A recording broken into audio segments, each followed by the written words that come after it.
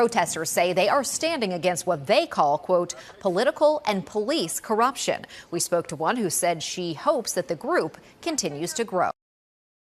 The group gets bigger, obviously, and I hope they start weeding out these corrupt police. Judges, DAs, all of it. From the outside, it might look like just another fallen rapper heading back to court. But with Young Buck, what we're watching in April 2025 is the slow public collapse of an entire legacy. His latest arrest in Sumner County is not a random headline.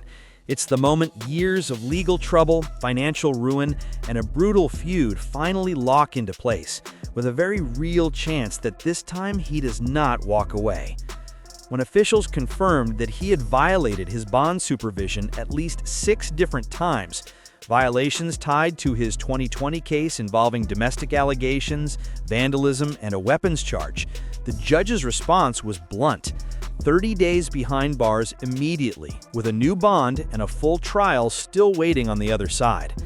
For a man who once stood beside 50 Cent, Eminem, and Dr. Dre on some of the biggest stages in music, we're suddenly talking about whether he'll spend a long stretch in a Tennessee cell. Now, after repeated violations of his bond supervision, Tennessee native and straight out of Cashville rapper Young Buck now has to serve time. So Sumner County officials say there was a hearing earlier this week to revoke bond for David Darnell Brown. The conditions he broke weren't complicated. Since securing his release in 2020 on a $60,000 bond, Young Buck was ordered to check in with his bond supervisor twice a month while under GPS monitoring, for both a domestic case and a separate substance-related case. Prosecutors say he simply stopped showing up. By April 7, 2025, the district attorney's office had seen enough and pushed for a hearing. That same day, he was booked into the county jail to begin his 30-day sentence. At the very moment supporters hoped the 2020 incident would finally move toward resolution, his trial date, initially set for July 24th, was pushed all the way back to January 12, 2026. That leaves him in a legal limbo that could easily end with a conviction measured in decades, not months. Outside the courthouse in Sumner County, the story looked very different depending on which side of the barricade people were standing. Local news cameras captured protesters on the courthouse steps holding signs and telling reporters they believed Young Buck was the real victim in the 2020 altercation, pointing out that his former partner was also charged with reckless endangerment after allegedly firing a weapon in his direction. One organizer went on record saying Buck was a provider trying to escape a toxic situation, and that the system was punishing him instead of protecting him. Inside, however, officials focused on his missed appointments and his long history of probation issues, dating back to the Bible Wards case and later threats tied to another former partner. In the contrast between fans calling him a father and role model and the state calling him a repeat violator, we see the same split that has followed him since the late 2000s. Today, protesters spoke out against straight out of Cashville rapper Young Buck being ordered to serve time. David Darnell Brown, known as Young Buck, was sentenced to serve time for repeated violations of his bond supervision.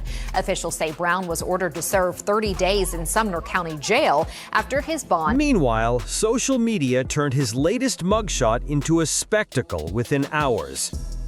50 Cent, who has made a second career out of mocking former allies online, reposted the booking photo to his millions of followers and added a caption about the shape of Young Buck's head, suggesting officers must have hit him before the picture was taken.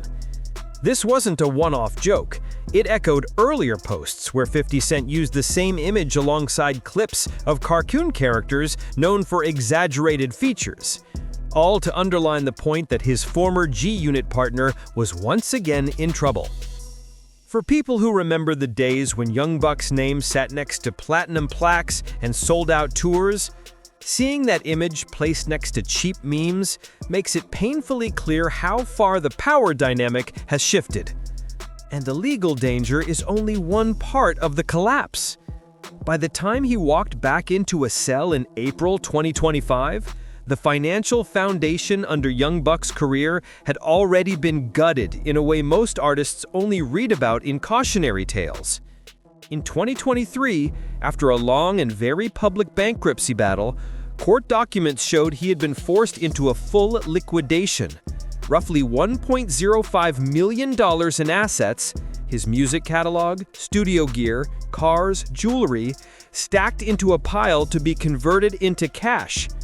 Out of that, about $445,000 reportedly went straight to legal fees, leaving around $600,000 to divide among creditors lined up over unpaid taxes, old business disputes, and one very personal claim from a former boss who never misses a chance to twist the knife. You know, I was given 30 days for basically being absent, not showing up on time and stuff like that, while being out on bond type of situation. So, you know, I be kind of trying to figure it out, because in the beginning it was more like being a big fish in a small pond. At the center of that bankruptcy ledger was a number that fans of both artists instantly recognized as symbolic. $200,690 owed to 50 Cent after a court sided with his version of a disputed $250,000 payment. 50 Cent called it a personal loan that was never repaid. Young Buck, through his team, insisted it was an advance tied to a recording deal, and at one point even suggested there was no proof the money had ever reached him. In the end, the judge didn't buy that argument. The settlement forced Young Buck to accept responsibility for just over $200,000, and that single debt became one of the main reasons his catalog and personal possessions were pushed onto the auction block. It's difficult to frame that outcome as simple mismanagement when the winning creditor is the same man who has spent years mocking him publicly, reposting his mugshot, and hinting at behind-the-scenes control. This is where whispers of sabotage start to feel less like fan fiction and more like a logical question. Industry sources examining the timeline point out that bankruptcy didn't just erase Young Buck's debts, it also finally freed him from an old contract that had limited his ability to release albums for years, the same arrangement he publicly blamed for forcing him into the mixtape grind in 2009 and 2010. The fact that G-Unit Records once filed a $10 million lawsuit against him, and that the bankruptcy still left him owing 50 Cent well into the 2020s, has led some insiders to wonder whether his financial destruction was simply the result of bad decisions or part of a much longer power play by a more successful rival. No one on 50 Cent's team has admitted to any deliberate campaign beyond collecting what the court says he is owed. But when the same figure can control online narratives and enforce contracts in the same breath, it's easy for observers to believe there is more strategy at work than meets the eye. My strong point with the crew, you know what I'm saying? You know, I've always loved the music more than the money. It might sound crazy to some of y'all, but that's the truth, because I wasn't making no money from music in the beginning. I fell in love with just the music, and that's what I maintained my love for. At the same time, we can't pretend all of this appeared out of nowhere. Rewind to 2014, and there was a brief moment when it looked like Young Buck had pulled off one of the rarest moves in hip-hop, a genuine comeback, under the very banner that once pushed him out.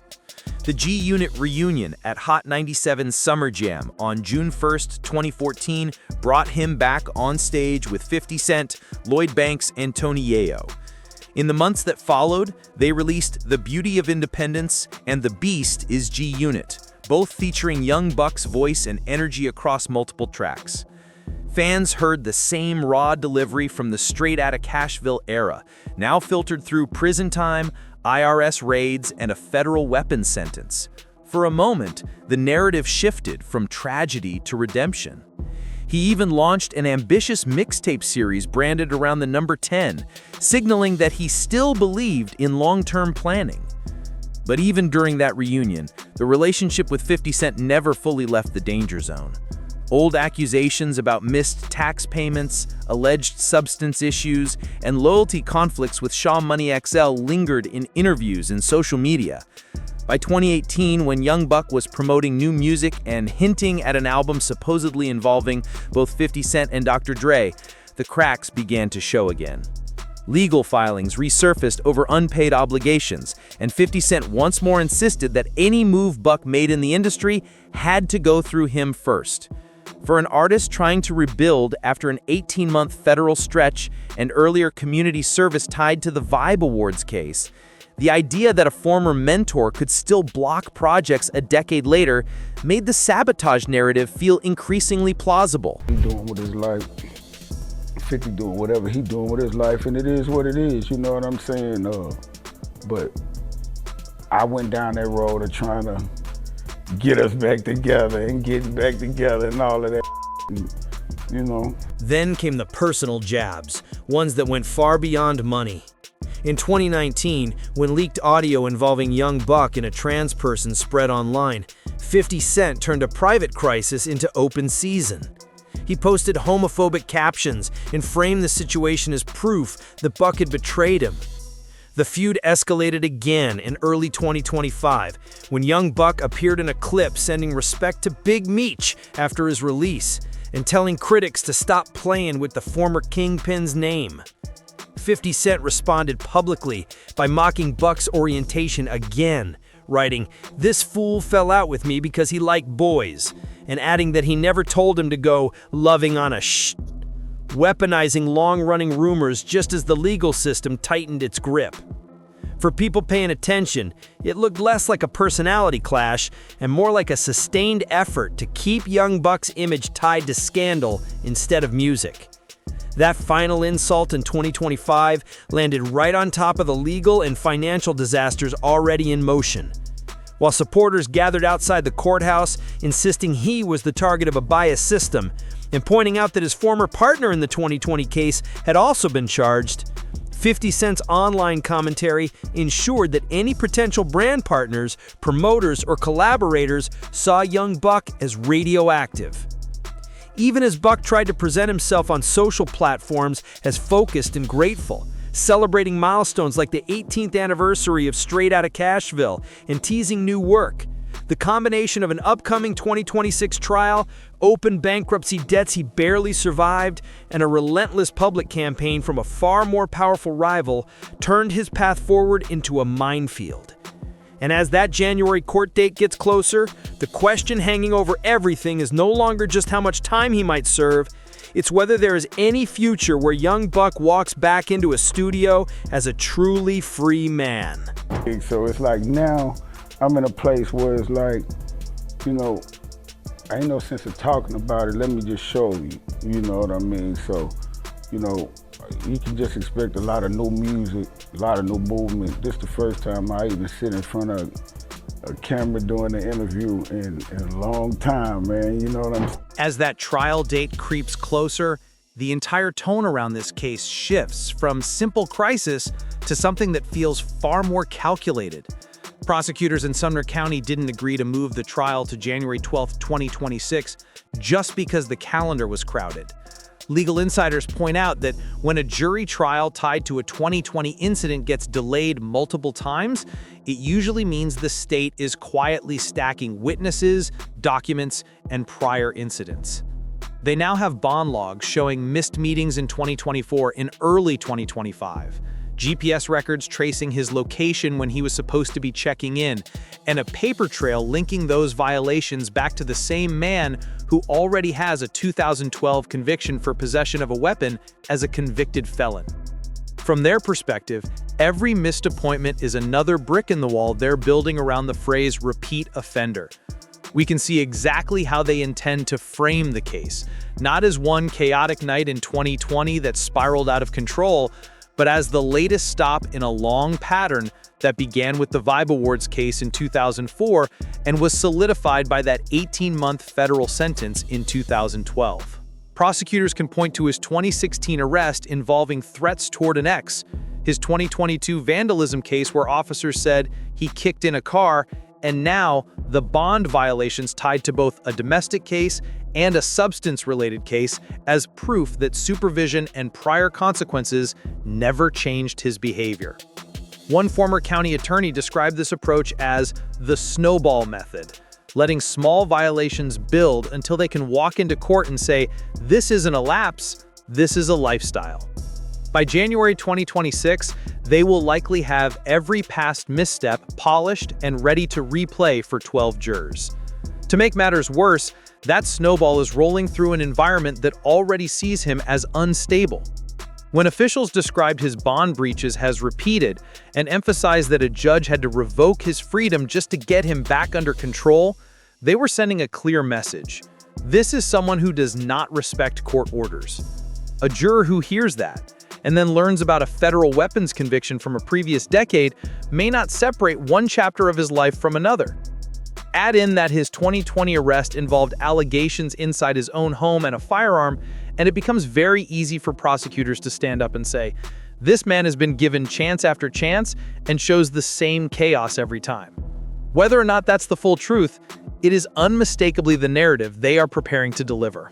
Yeah, and I think, once as an artist, once you give it to the people and give it to the streets, they gonna make it, they gonna let you know what you're dealing with. So I'm definitely about to shoot the first video off of that project, Do Better.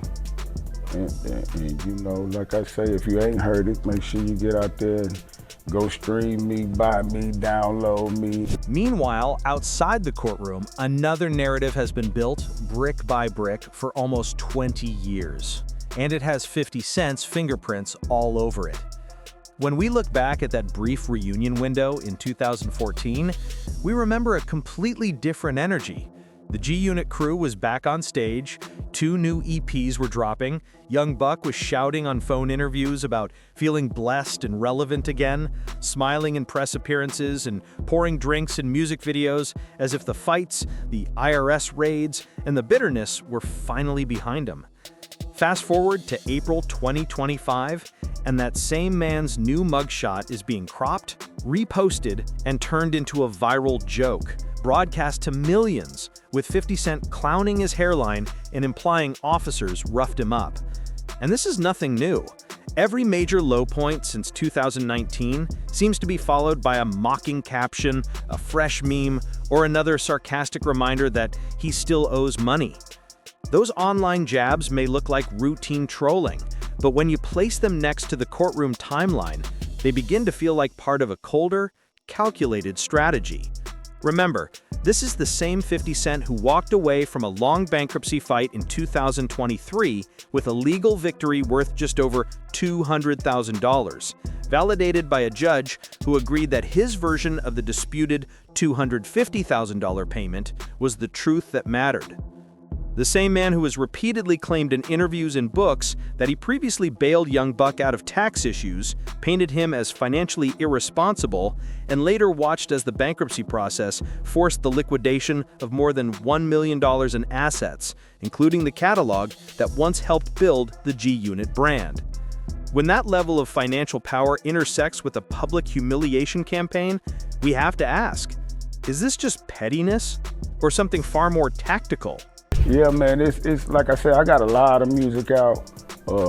I think a lot of the things that I've been through and going through in life has played a part in regards to people actually really paying close attention and realizing I've been him. Industry veterans who have watched similar fallouts unfold describe this as psychological warfare being played out in plain sight. One former road manager from another camp said privately that every time Young Buck trends for a legal setback, 50 Cent's posts act like a free negative PR blast that reaches far beyond Tennessee. Potential jurors, venue owners, and even local officials use the same social platforms. They scroll past a mugshot and a mocking caption long before they ever see a court document. So when 50 Cent revived old rumors about Buck's private life in early 2025, right as protests were forming outside the Sumner County Courthouse and reporters were explaining that his trial was approaching, it's not unreasonable to assume those words were doing more than just fishing for internet reactions.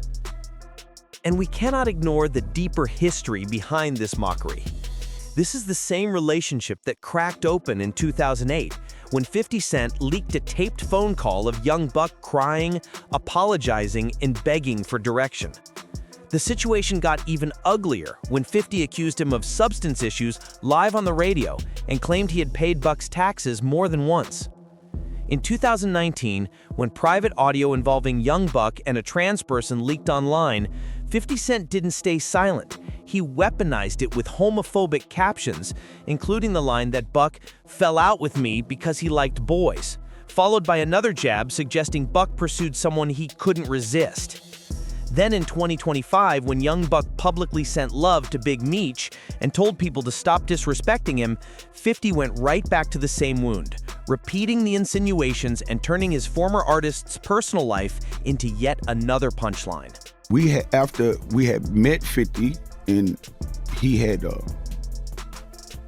made the record with him up here or whatnot, we left New York and went across the country to California. And going across the country to California, we was going on Suge Knight's time, which I didn't have full recognition or full knowledge of what was going on because Juvenile was the one who was spearheading the bit. Hovering over all of this is a chilling possibility that no one in his circle can avoid. If the jury in 2026 accepts the pattern prosecutors are trying to paint, Young Buck could be facing a sentence that sidelines him for a long time. Long enough that a meaningful comeback would be nearly impossible. A former label executive has already told colleagues that within parts of the industry, this case is viewed as the final chapter. Many have already moved on to new talent, new trends, and new alliances with the same man who once went on camera declaring that Young Buck's career was over. So when we see that the only person who consistently benefits from each new low point is the same figure cashing court-ordered checks and cracking jokes online, we have to ask, is Young Buck walking into a fair fight in 2026 or into a stage-managed finale where the verdict was written in memes years ago? Let us know what you think in the comments, because this story is far from over. And until the gavel finally drops, we'll be right here watching how every piece of it unfolds. Stay safe, stay alert, and we'll catch you in the next one.